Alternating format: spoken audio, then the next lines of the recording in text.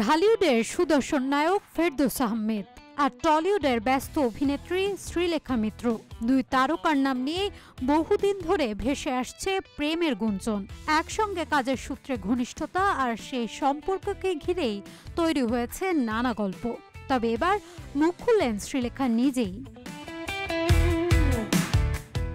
সম্প্রতি এক সাক্ষাৎকারে শ্রীলেখা জানান, বাংলাদেশের পরিচালক স্বপন সাহার আহ্বানে সিংহপুরুষ ছবিতে অভিনয়ের সময়ই ফেরদৌসের সঙ্গে তার প্রথম দেখা।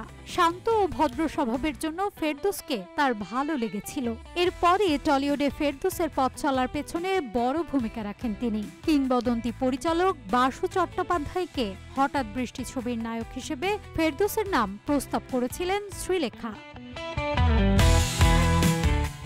এখান থেকেই জন্ম নেয় প্রেমের গুঞ্জন। তবে অভিনেত্রী বলেন, কারো নাম পরিচালকের কাছে বললেই প্রেম হয়ে যায় না। আমি তো অনেক অভিনেতা অভিনেত্রীর নামই প্রস্তাব করেছি।